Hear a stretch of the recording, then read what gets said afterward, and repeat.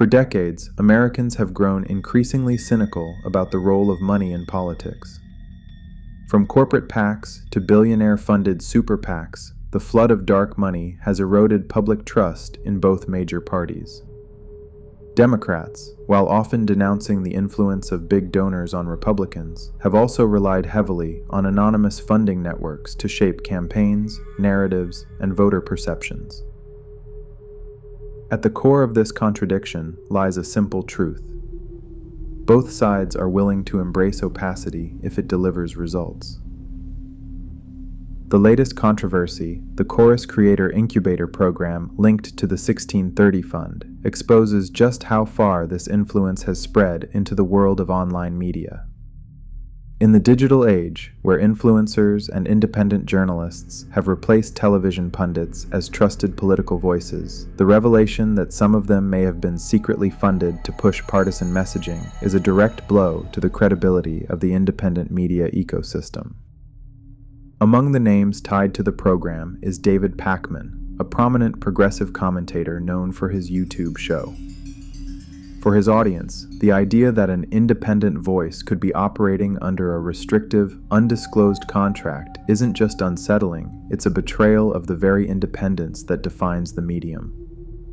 What was once seen as a grassroots alternative to legacy media now risks being unmasked as another extension of the political machine. This scandal isn't just about one fund or one creator. It's about whether independent media can remain truly independent in an environment where dark money has become the oxygen of political communication. The Chorus program's secret payments. The Chorus Creator Incubator Program wasn't just a friendly grant or loose support initiative. It was structured as a paid pipeline. According to the investigation, selected influencers could earn up to $8,000 per month in compensation, a figure high enough to meaningfully alter how a creator sustains their work. For many independent commentators, especially those who rely on donations, Patreon, or YouTube ad revenue, this kind of financial security can be transformative. It means more videos, higher production quality, and less pressure from the algorithm. But it also means the line between independent journalism and paid political promotion gets dangerously blurred. What makes these payments controversial isn't simply the money itself, it's the secrecy. Audiences weren't told these influencers were part of an organized program tied to a dark money network. In other industries, such as advertising, undisclosed sponsorships are called astroturfing, and they're widely condemned. Yet here, in the political realm, these arrangements were shielded under the guise of creator support, avoiding the transparency standards applied to other forms of sponsored content. Critics argue that by funneling payments through Chorus, the 1630 Fund created a mechanism that sidesteps federal disclosure requirements. Political donations to campaigns must be reported publicly, but by targeting influencers directly, the money flowed into the ecosystem without leaving fingerprints. To audiences, this gave the illusion of grassroots commentary, when, in reality, some of the most influential voices were quietly bankrolled by a partisan machine. This combination, large sums of money, hidden contracts, and partisan goals, is what transforms the program from a mere grant into a scandal. The payments didn't just support content, they reshaped the incentives, loyalties, and independence of the creators involved. Restrictive contracts and control. Money alone wasn't the only concern. What raised eyebrows were the strict contractual obligations placed on participants. Creators who joined the Chorus program weren't just accepting funding, they were agreeing to operate under a set of rules that directly constrained their independence. At the core of these agreements was a gag clause. Influencers were explicitly forbidden from disclosing their involvement with Chorus or the 1630 Fund. That secrecy ensured the program could run quietly in the background without alerting audiences or watchdogs that supposedly independent voices were being managed through a centralized funding pipeline. In practice, this meant that even if creators wanted to be transparent with their audiences, their contracts legally prevented them from doing so. But the restrictions didn't stop at non-disclosure. According to reporting, the program also required that all political bookings, partnerships, or appearances with elected officials go through Chorus. That level of control effectively turned Chorus into a gatekeeper of political access, giving the organization leverage over who creators could platform and under what terms.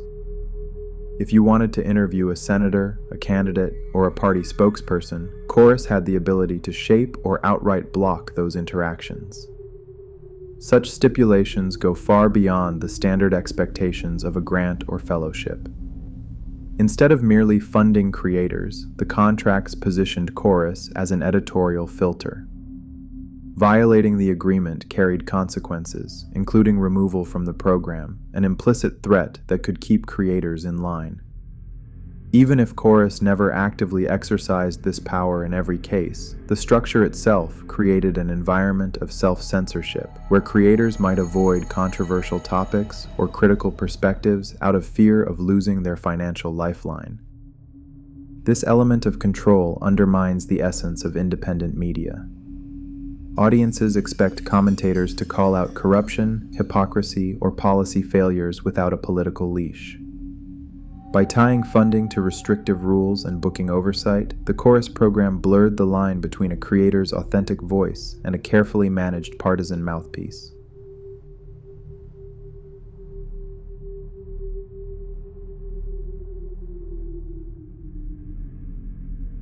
David Pakman and the credibility crisis. The scandal took on a sharper edge when the name David Pakman surfaced in reporting on the Chorus program. Pakman, a longtime progressive commentator with a large YouTube following, has built his brand on the idea of being a rational, independent alternative to mainstream media. His show is widely seen as part of the grassroots media ecosystem, smaller, direct-to-audience, and free of corporate gatekeepers. That image has made him a trusted voice among progressives who are skeptical of establishment politics. So when Pakman's name was connected to a dark money-linked initiative, the backlash was immediate. For critics, the revelation fed into a narrative that independent progressive media is not as independent as it claims to be. Even the mere perception that Pakman could be receiving undisclosed payments from a political machine undermined the credibility he has cultivated for years. In politics, optics matter as much as facts, and the optics here were disastrous. Supporters rushed to his defense, noting that the details of his involvement were not fully clear and that some of the program's contracts may not have applied universally. But the damage was already done. Audiences were left asking whether Pakman's editorial choices had been influenced by hidden funding. Did he cover certain stories or avoid others because of an unspoken obligation? What makes Pakman's case particularly explosive is his symbolic role. If a relatively small, niche influencer had been named, the story might have stayed buried. But Pakman isn't just any content creator, he's part of the top tier of independent progressive media, with reach that rivals cable pundits. His involvement suggests that the dark money strategy wasn't about quietly funding fringe creators, it was about buying influence at scale, shaping the narratives that millions of viewers consume daily. Ultimately, Pakman's entanglement illustrates the broader problem. When independent voices are tied to hidden contracts, even inadvertently, it corrodes trust not only in the individual, but in the entire ecosystem of alternative media. Once audiences begin to suspect that their favorite commentators are being quietly managed, the foundation of independence crumbles.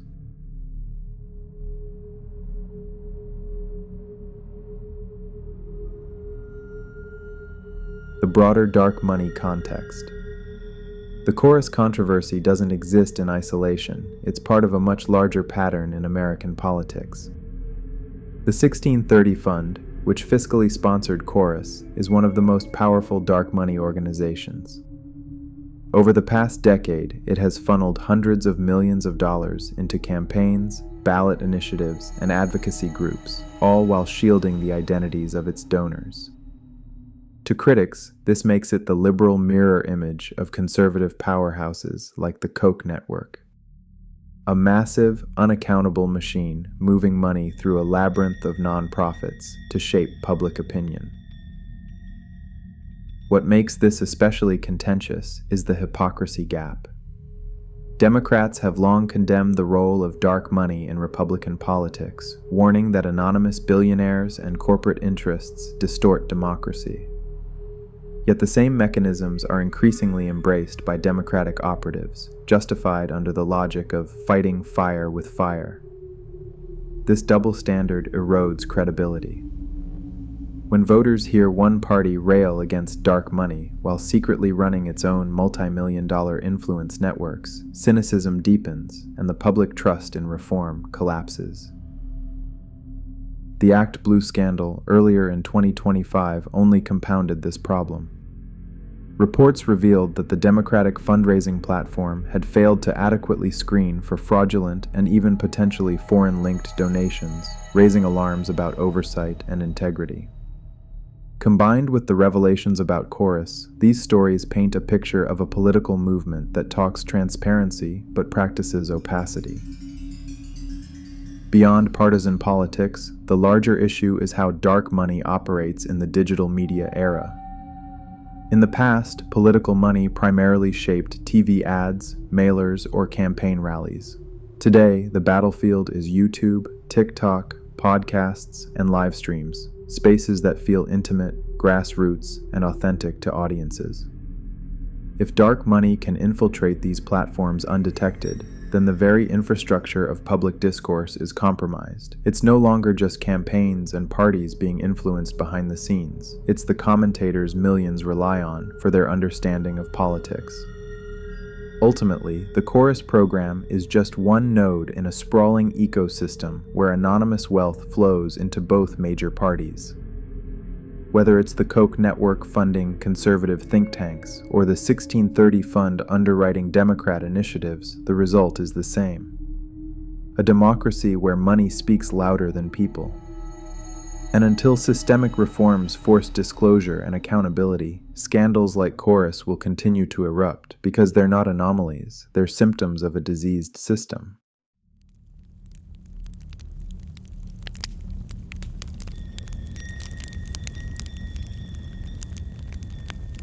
If you found this breakdown valuable, hit like, drop your thoughts in the comments, and make sure to subscribe so you don't miss the next deep dive.